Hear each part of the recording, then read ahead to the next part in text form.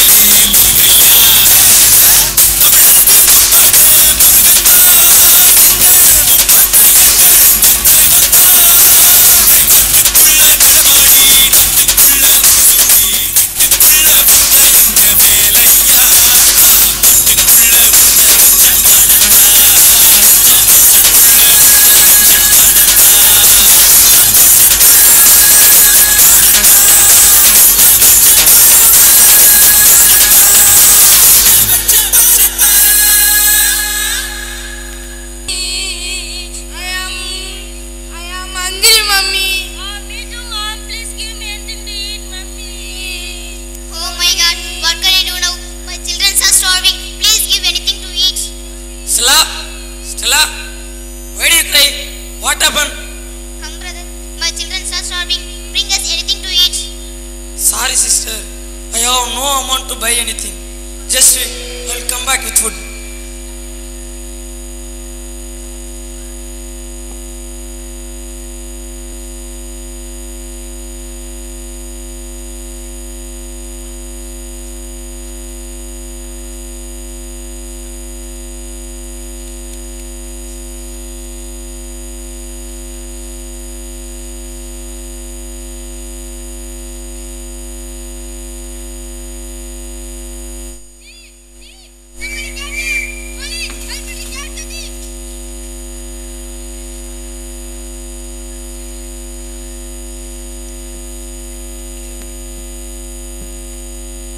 What happened?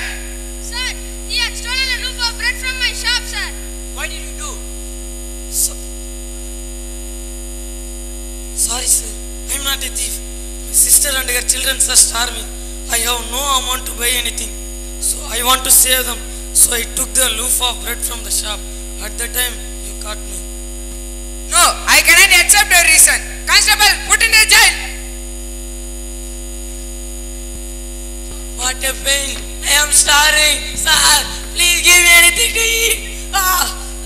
Sir, I am starving. Please, please. I have walked for miles. Please give me anything. Sir, also starving. Go, bloody beggar. Sir, give me anything to eat. I am hungry, thirsty. Please give me anything to eat.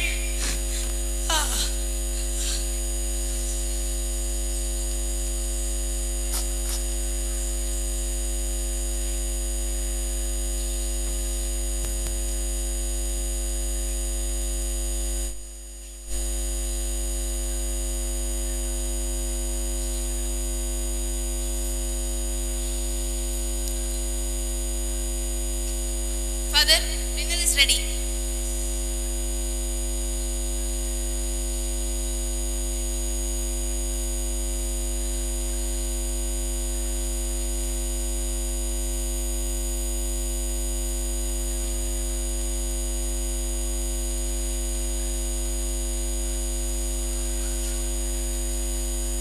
See here. My name is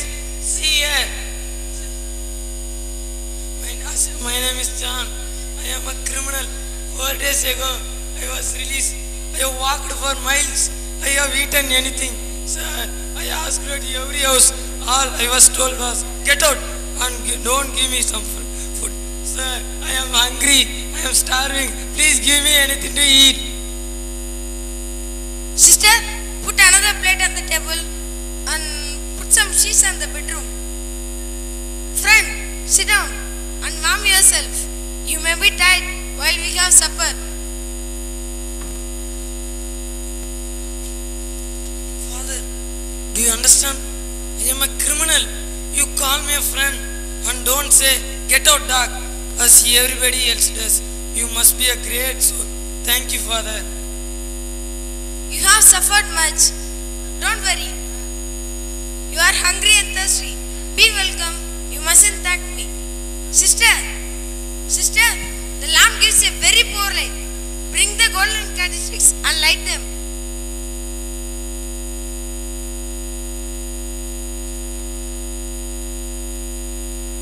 You must have suffered a lot.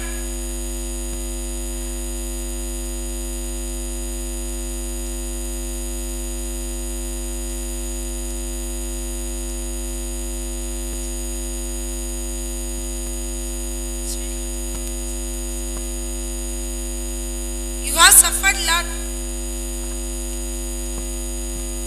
My God, yes, that's a long time ago. That was when I was a man, but now I am an animal. I lived 10 years in the hell. Hell, tell me about it. It's a long time ago. I forgot. Yes, I remember. I lived with my sister and her 2 children. One day she was ill. We have no food. I could get no work. I am starving. They are also starving. So I took the loaf of bread from the shop. The police arrested me.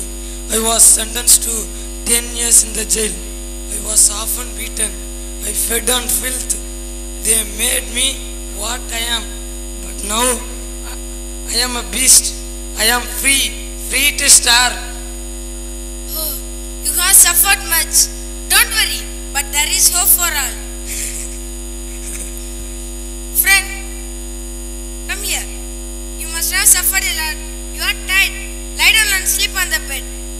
Good night, John.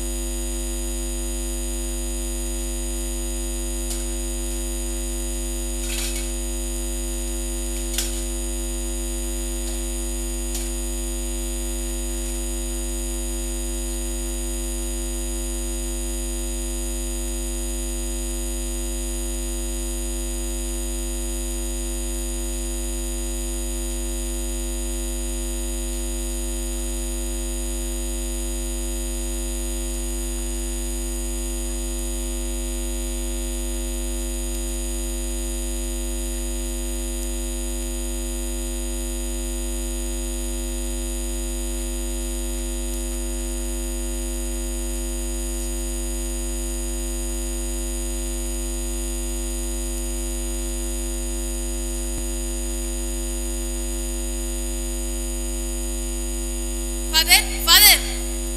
What's the matter? Good heavens, the silver is stolen. The man who came last night has stolen it. The man has gone. I have for a long time wrongfully withheld this gold. Who was this man? A poor man evidently. It belonged to him. Father? Yes, come in. Father, we have catch him. There you are. I'm glad to see my friend. Friend? Yes, friend. But I gave you the candlesticks also. Which are the gold like the rest? Why did you take them along with the plates? And what this man said must be true. He must have told you that the silver vase was given to him by me. And he has spent the night here. And you brought him here. It is all a mistake. If that is so, That we is can all, we let can him let him go. Sorry, Father. Sorry, It's Mr. okay. Disturbance. Sorry, John. Sorry. It's okay. My friend, before you go away, you can take these candlesticks also. They are yours. Take them.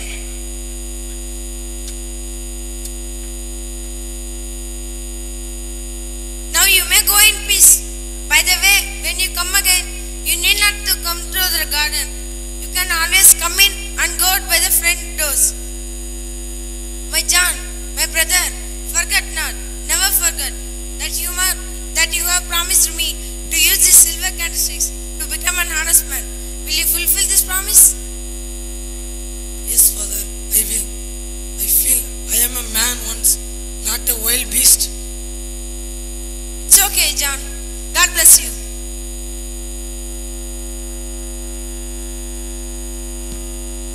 திக்கும் நினைப்பை விதைக்கும் பொன்மகள் வந்தாள் பொருள் கோடி தந்தாள்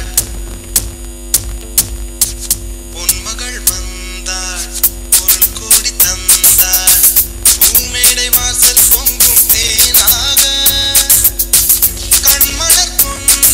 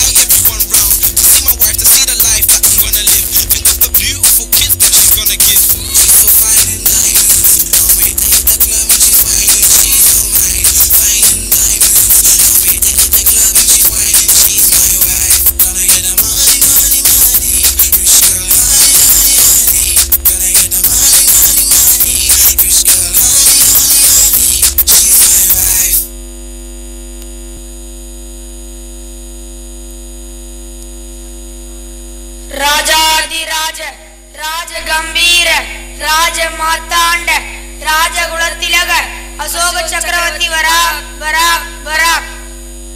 வணக்கம் அமைச்சரே. வணக்கம். என்ன சொன்னான் அந்த கலிங்க நாட்டான்? சாணக்கியரின் ராஜதந்திர மூலையிலே ஊறி வளர்ந்த இந்த அசோகவர்த்தனுக்காக அடிப்பணிய மறுத்தான். பேதமை பேதமை தானே தலைவரே, தகுதி சிறிதுமில்லாத தருக்கர் கூட்டத்தை இடுப்பொடித்து போடும் எனது அருமை தளபதியே. என் தோள்கள் தினமெடுக்கின்றன, எனது வாளும் வேலும் ரத்தத்தை ருசி பார்க்க துடிக்கின்றன. போர் திமிர் பிடித்த என் புஜபல பராக்கிரமம் அந்த கலிங்க பூமி எனது பாதத்தடியில் போட்டு மிதித்து துவைத்து நசுக்கி சந்தனமாக எடுத்து என் மார்பிலே பூசிக்கொள்ள துடிக்கிற அமைச்சரே, வணங்கிறேன் வேந்தே. வாழ்க அமைச்சரே. ஆரிய வர்க்கத்தின் அருந்திரர் காவலர்களை போர்ப்பறை முழங்க வேண்டும். தென்னகத்தின் வாயிலே இரத்த தடாகம் உடைபெடுத்து ஓட வேண்டும். என்ன சொல்கிறீர் அமைச்சரே, என்ன சொல்கிறீர்? மன்னா, சொல்வதற்கு என்ன இருக்கிறது? விந்தியத்தின் விளம்பில் ஆரிய வர்க்கத்தர்கள் அடியெடுத்து வைத்ததில்லை என்ற மாபெரும் பழியை போக்குவதற்கு இதை விட்டால் வேறு சந்தர்ப்பம் இல்லை சக்கரவர்த்தியே. ஆஹா ஆஹா, அருமை தளபதியே, தாங்கள் என்ன சொல்கிறீர்கள்? மன்னா, ஆணையிடுங்கள். வெட்டிவா என்று உரைத்தாலும் அந்த பகர் கூட்டத்தை கூண்டோடு கட்டி வந்து உங்கள் காலையில் குவிக்கிறோம். சாபாஷ் சாபாஷ், யுத்த பேரிக்கை முழங்கட்டும். அதுவே விரைவில் ஜெயபேரிக்கையாக மாறி ஒளிகட்டும். வெற்றி வெற்றி. அதை தவிர இந்த அசோகனின் வாழ்க்கை அகராதியிலே வேறு வார்த்தைகளே இடம்பெறக்கூடாது. புறப்படுங்கள் புறப்படுங்கள். போர் போர் போர். நிறுத்து நிறுத்து அசோகவர்த்தனே, நிறுத்து. என்ன காரியம் செய்ய துணிந்தாய்? வாழ்வு முடுக்கும் வாழ்நாளிலே எதையாவது சாதிக்க என்று நினைக்கும் ஒருங்கே கொண்டு நீ எப்போதப்பா இப்படி கொடுங்கோலாக மாறினாய்? புத்தபிச்சுவே, என்ன சொல்கிறீர்? இப்பொழுது கலிங்கத்தோடு யுத்தம் கூடாது என்கிறீர்கள். இல்லை, இனி யுத்தமே கூடாது என்கிறேன். அதை யாராவது புடவை கட்டி கொண்டிருக்கும் புத்திசாலி இடத்தில் போய் சொல்லுங்கள். அசோகா, நீ அறியாமல் பேசுகிறாய். கலிங்கம் என்னவோ சின்னஞ்சிறிய கீரை பாத்தி அளவுள்ள நாடுதான். ஆனாலும் உன் வம்சத்தார் யாராலும் நெருங்க முடியாத கீர்த்தி அந்த நாடு என்பதை மறந்து விடாதே. அதை மறக்காததால் தானே இப்படி மரக்கோலம் கொண்டிருக்கிறேன் நான். என் தாத்தா விந்தியம் தாண்டி காலெடுக்க விரைந்தார். ஆனால் புறமுதுகிட்டு ஓடி வந்தார். என் தந்தை பிந்துசாரும் படை கொண்டு சென்றார். ஆனால் தோல்வி புயலை தாங்காமல் திரும்பி வந்தார். இதோ வில்லில் இருந்து புறப்பட்ட அம்பு போல் புறப்பட்டு விட்டான் இந்த அசோகன். நான் முன் நின்று உபதேசம் செய்வோர் தூசுக்கு சமானம். எட்டி நின்று எள்ளி நகையாடுவோர் புழுதிக்கு சமானம். அஞ்சா நெஞ்சு படித்த இந்த அசோகர்த்தன் ஆணையிடுகிறான். கோழைகளே, விலகி போங்கள். ரத்தம் கண்டு அச்சம் கொள்ளும் கோழைகளே, ஓடி போங்கள். வாழ்வா சாவா என்று வஞ்சினம் கூறும் வீரர்களே, என்னை பின்தொடர்ந்து வாருங்கள். போர். நில்ல சோகா, நில். நான் சொல்வதை கேள சோகா. நில்ல சோகா, நில்.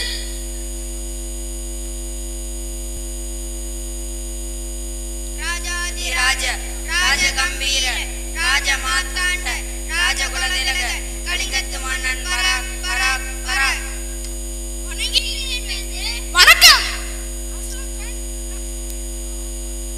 அசோகன் நம் மீது படையெடுத்து வருவதாக தகவல் வந்துள்ளது. என்ன, அப்படியா? நாமும் போருக்கு தயாராகும். அசோகன் மாபெரும் மன்னன் என்றால் அடங்கி போக வேண்டுமா என்ன? தளபதியே, போருக்கு தயாராகுங்கள். வேல் கம்புகளுக்கு சாணை தீட்டுங்கள். பகைவனின் குருதியை குடிக்க தயாராக இருங்கள் தளபதியே. மன்னா, சாந்தமாக இருங்கள். அசோகன் மாபெரும் உன்னிடம் மோதுவதால் நாமும் நமது மக்களும் கஷ்டப்படுவார்கள். எனவே கொஞ்சம் யோசித்து செயல்படுங்கள் மன்னா.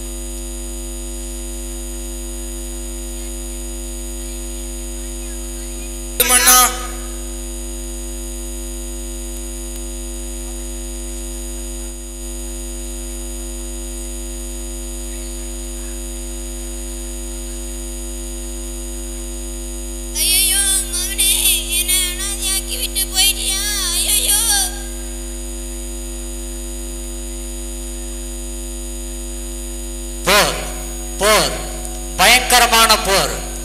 ஒரு நாள் அல்ல, இரு நாள் அல்ல, மாபெரும் மகதத்தின் மானம் பறிபோகும் விதத்திலே கலிங்கம் என்னும் சின்னஞ்சிறிய நாடு 120 நாள் போர் நடத்திற்று.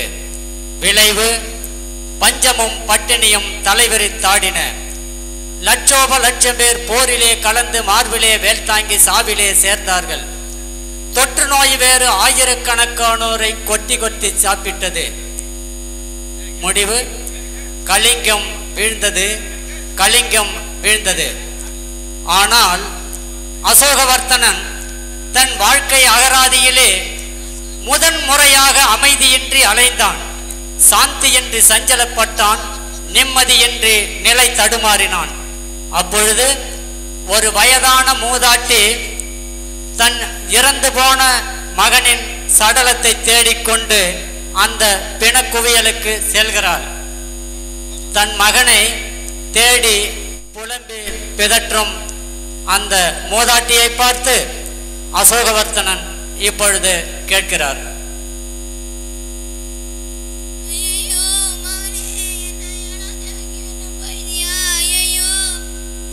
தாயே, தாங்கள் யார்?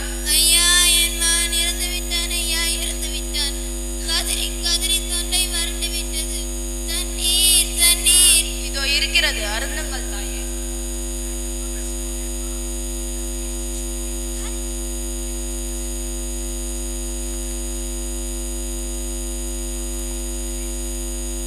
நான் தான் சாம்ராட் அசோகன்.